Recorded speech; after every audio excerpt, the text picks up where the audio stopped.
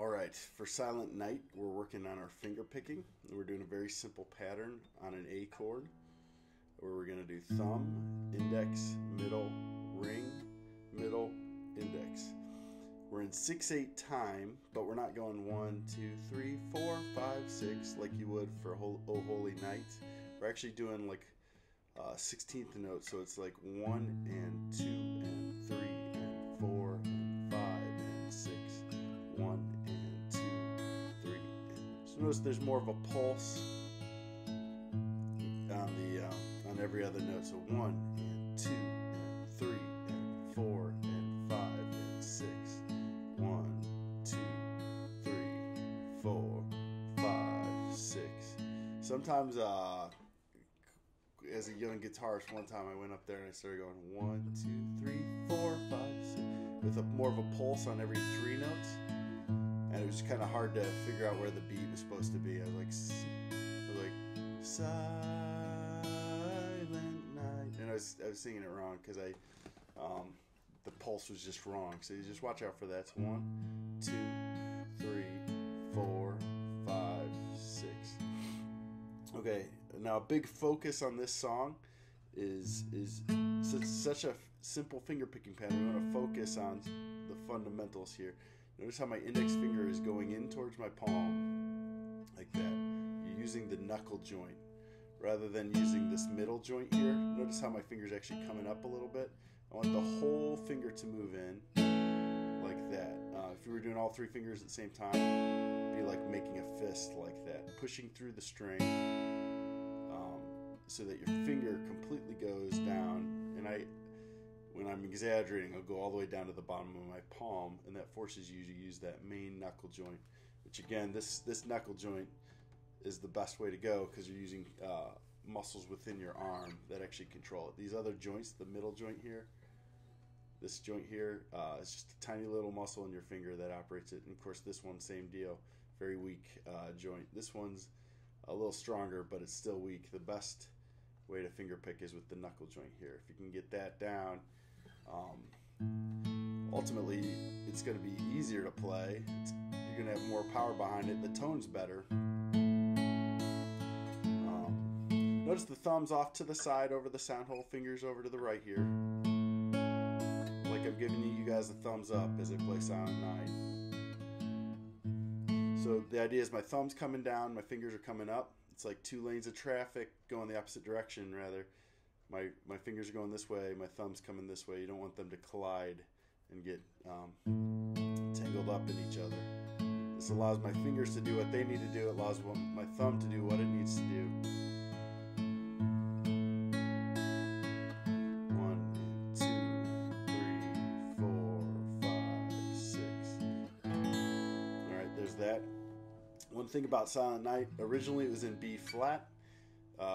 On all the hymn books I've ever seen, you throw a capo on the 1st fret, and you can do it the same way that I'm showing you now.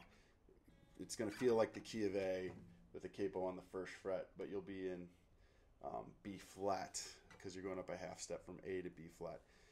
I like A better, just because it's a little more singable. Even that's a little high for me. All right, I'm going to play through it once. I'm not going to sing through it, but I'll start to sing a little bit so you can get an idea of where we're at. So we just do a quick 1 measure intro on an A chord. One real quick thing, we've got the A chord, we're going to have the D chord. The thumb plays the D string there on the D chord. Notice the thumb plays the A string on the A chord. Thumb plays the E string on the E chord. One other quick note too, when you're playing this arpeggio, you could actually get away with just putting 1 finger down for the E chord if you wanted to. For beginning students, I haven't put all their fingers down anyways, just for the sake of further learning new chords. So A, you could actually get away with just doing 2 fingers. You don't need to put anything on the D string there since we're not playing it. But again, I'm just going to put them all down. D, you need all 3 for that. Later there's going to be an A over E chord. It says A/E is the notation. There's 2 ways to play that. We're going to play a normal A. It doesn't mean pick A or E. You can take your pick. It doesn't mean that. It means play an A chord. A/E means play an A chord, but the E should be your bass note. So we can actually play our low E string as a bass if you want, you could actually play the D string there for that as well, because that's like an E an octave higher. And I actually like to do it that way. I go A over E to E7. You don't have to do E7. You could do a normal E there. It's fine. You're just adding a new note with the 7th. You're not changing a note. So by not playing the 7th, that's not going to affect. It's not going to make the chord sound bad. It just adds something. That's it. So you can either add it or leave it out. It's up to you. Pinky's on the 3rd fret there on the B string. All right. Here we go. 1, 2, 3, 4, 5, 6. 1, 2, 3. Okay, I'm going to start the song now. Silent night, holy night.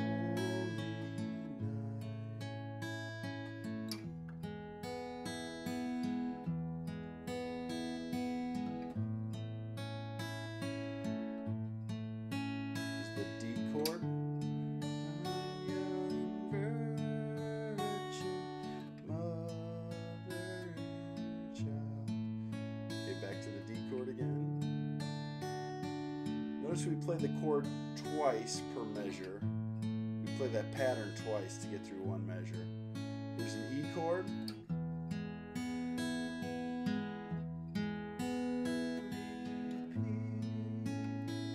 So A.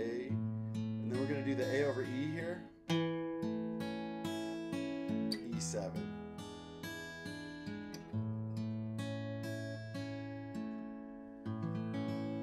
There's 2 ways to do that final A chord.